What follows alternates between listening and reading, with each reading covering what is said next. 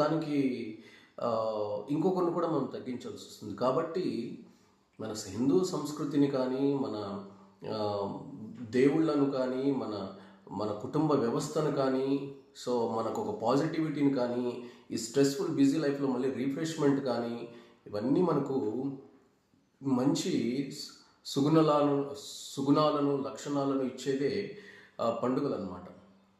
కాబట్టి ఏ రకమైన మన పెద్దలు ఇచ్చారు, మన పూర్వీకులు ఇచ్చారు, మన భగవంతుడు మనకు దేవుళ్ళు ఈ రూల్స్ అండ్ రెగ్యులేషన్స్ ఇచ్చారు.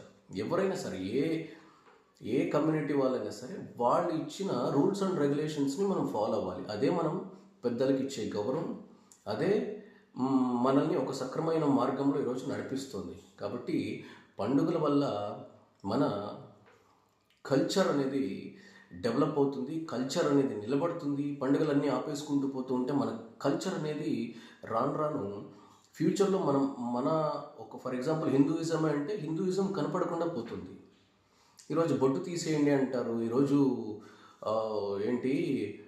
ఫెస్టివల్ చేసుకోవద్దు అంటారు. దీనివల్ల ఏమైపోతుంది? ఇప్పుడు బొట్టు పెట్టుకున్న వాళ్ళు హిందూ అంటారు, బొట్టు తీసేసి ఇప్పుడు అందరూ బొట్టు తీసేస్తున్నారు. ఎలా గుర్తుపట్టాలి ఎవరు హిందూ ఎవరు ఏ కమ్యూనిటీ అనేసి?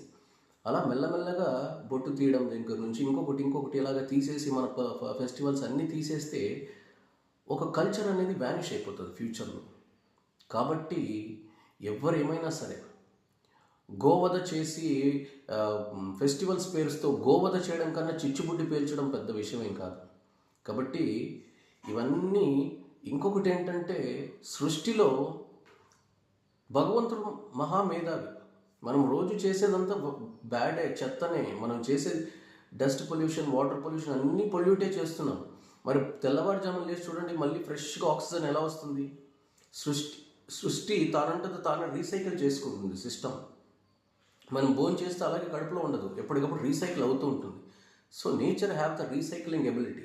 అలాగని మనం నేచర్ని హాని చేయాలని కాదు, మన సంస్కృతిని కాపాడుకొని వీలైనంత మనం దీపాలు లేదంటే చిన్న చిన్న చిచ్చుబుడ్లు ఇలాంటివి మనం కాల్చుకొని ఎవరి సరదాగా ఎవరి రిఫ్రెష్మెంట్. ఇప్పుడు చిన్నప్పుడు మాకు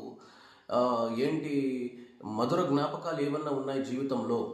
లేదు, నేను ఏ పండుగలు చేసుకొని ఏది చేసుకోను, డబ్బు దాచుకుంటా అంటే మనిషి అన్నాక కూసింత గోరోజనం ఉండాలి అంటారు. ఏమీ లేకపోతే మనిషి ఏమైపోతుందంటే ఒత్తిడి, టెన్షన్స్ రోగాలుగా మారిపోతుంది. శరీరం రోగాల పుట్టగా మారిపోతుంది. నువ్వు దాచుకొని ఏమైపోతుందంటే మనసులో ఏదో చేయాలని ఉంటుంది, రిఫ్రెష్ అవ్వాలనుకుంటుంది, ఆస్వాదించాలనుకుంటుంది. లేదు, బలవంతంగా మనం లేదు నేను ఏమి చేయను అలాగే ఉంటే ఏమైపోతుందంటే శరీరం